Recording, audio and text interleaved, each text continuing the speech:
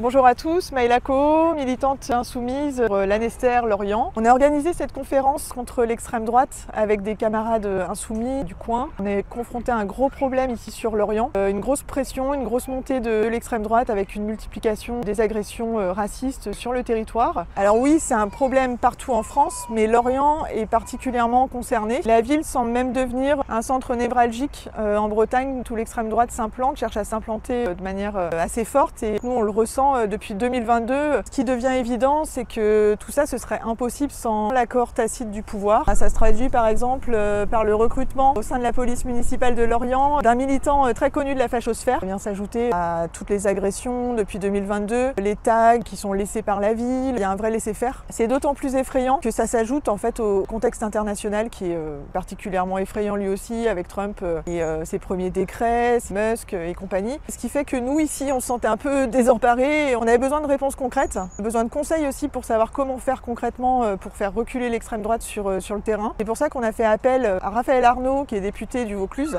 très impliqué sur les questions d'antifascisme, et à Marie Mesmer, députée d'Ille-et-Vilaine, engagée auprès des jeunes, notamment de l'Union Pirate sur Rennes, qui sont confrontés au quotidien aussi aux attaques racistes et fascistes. Salut à tout le monde, du coup en direct de Lorient, ville en Bretagne. Comme on sait, la Bretagne pendant de nombreuses années a été épargnée de l'extrême droite d'un point de vue électoral et aussi dans la rue.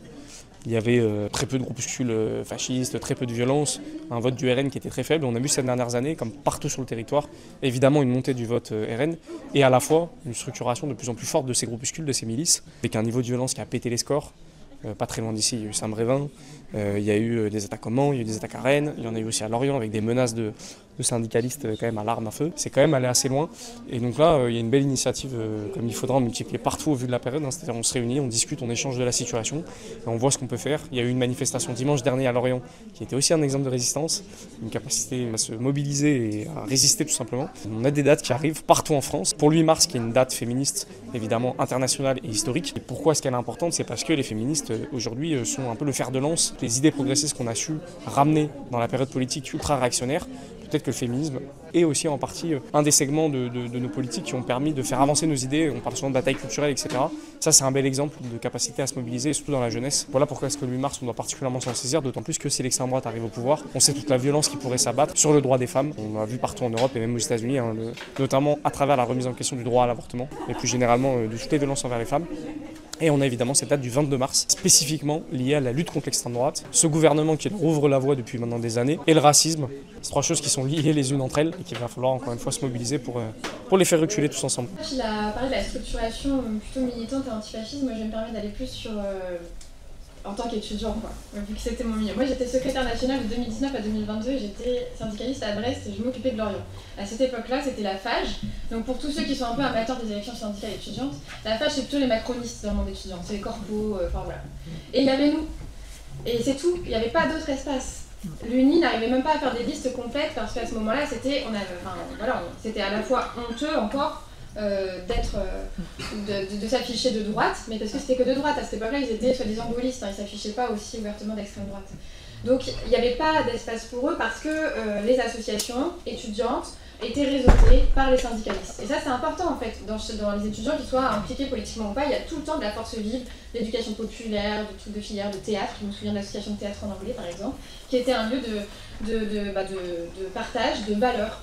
Et du coup, puisqu'il y avait des syndicalistes des individus militants qui allaient dans toutes ces associations-là, on finissait par être connus, reconnus, appréciés, et on partageait des idées, et donc on faisait le cheminement de valeurs. Et donc ça permettait qu'ils n'aient pas leur place et leur mot à dire aux étudiants.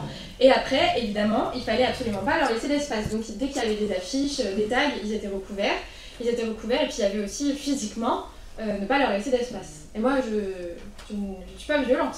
Par contre, physiquement, s'il y a quelqu'un en face de moi qui regarde un meeting de Marine Le Pen pour une élection étudiante, je vais verbalement m'affronter dans le débat avec lui. Et ça aussi, les étudiants, ils écoutent. Et le jeu d'idées, ça convainc. Vu qu'on a raison d'avoir des idées progressistes, humanistes, sociales, antifascistes, eux, ils sont aussi un peu ballots en face de nous. Donc ça aussi, ça convainc.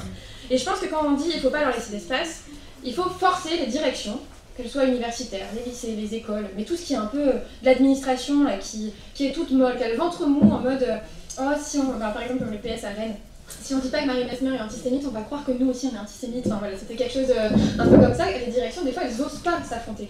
Ou elles peuvent même pire, dire que c'est le jeu des idées, que le fascisme c'est le débat démocratique. Ou pire, moi, dans mon université, il y avait du coup un Brest anti-Antifa, enfin AFA, un truc on va vous tuer sur le local. Et les S étaient faits avec des éclairs nazis, vous voyez bien comme moi, ça saute aux yeux, mais le S est inversé, c'est un éclair nazi, et la direction en face de moi me dit non mais ils ont dû se tromper. Ben voilà, ça on laisse pas passer, et on est radical, et on va jusqu'au bout, on va dans le combat politique. Moi du coup je lui ai fait tout un dossier avec tout l'historique des symboles nazis de l'époque, et comment le S était construit, avec les photos, etc. Et puis il n'a pas été jusqu'à, il m'a dit bah, j'enverrai peut-être un mail à tous les étudiants pour condamner, mais il traitait très très mou, bah, du coup j'ai tout envoyé à la presse. Il faut convaincre, forcer les administrations à se positionner, à défendre les étudiants. Parce que ces symboles-là, ça veut dire aussi des étudiants intangibles. Les étudiants racisés, les étudiants LGBT+, toutes ces personnes, elles se sentent... Enfin, si un jour elles se sentent pas de rentrer dans le service public parce qu'elles se sentent en danger, c'est qu'en fait, c'est un échec, mais collectif, et énorme. Donc faut dire aux directions que c'est à elles de mettre tout le monde en sécurité. Moi je fais des vidéos du coup sur le président de l'Uni, de Rennes 1, pour supprimer le local de l'Uni à Rennes 1, ben, c'est chose faite. Il m'a jamais répondu, mais c'est fait. Donc voilà, il faut y aller, il faut visibiliser.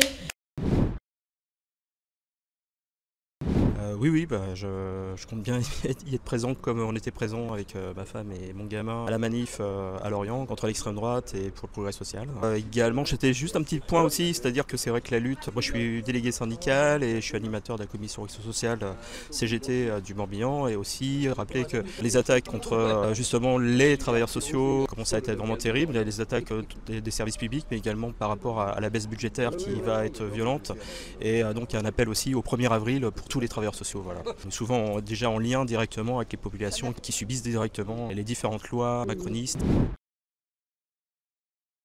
De toute façon, depuis les événements, les attaques du Hamas et autres de 7 octobre, en effet, les prises de position à déjà un cessez-le-feu et comme aussi à faire respecter le droit international, aujourd'hui sont mis complètement de côté. Donc, ce qui est étonnant, c'est qu'aujourd'hui la France ne respecte même pas ses votes à l'ONU, par exemple, ou ses positions par rapport au droit international et le respect du CIG, par exemple. C'est quand même assez fou qu'en effet, ce soit les gens qui défendent en fait le droit international qui soient attaqués de toutes parts. Et en particulier Rima Hassan, on voit bien que de toute façon c'est plus des attaques qui sont du bloc réactionnaire auxquelles se rattachent malheureusement même des mouvements politiques qui ont fait partie du NFP, qui sont absolument pas solidaires aujourd'hui, des attaques qui touchent entre autres ceux qui défendent vraiment le droit international et un règlement diplomatique en Palestine et en Israël. Donc c'est complètement hallucinant, mais enfin moi je traduis mon soutien évidemment à tous les insoumis et à Rima Hassan en particulier, quoi. Alors, je vis dans un quartier à Bois-du-Château. Moi, ce que je ressens en tant que parent d'élève, par exemple, c'est de voir que les parents qui habitent évidemment ce quartier-là sont souvent issus du Maghreb, des Comoriens et autres. Et je sens en fait qu'eux-mêmes prennent des distances par rapport à toute forme d'organisation. Ils ont peur de s'investir, de se présenter, d'accompagner leurs gamins, par exemple, au foot, de s'engager. Alors, l'école reste encore un lieu, en fait, ici où je trouve quand même les parents viennent. Mais dès qu'ils sortent du quartier, je pense qu'ils ont beaucoup de retenue, quoi. Je pense qu'ils préservent aussi leurs enfants à ce niveau-là. Je pense que c'est plutôt à eux auxquels je pense de façon générale, et en effet ça prend aux tripes justement.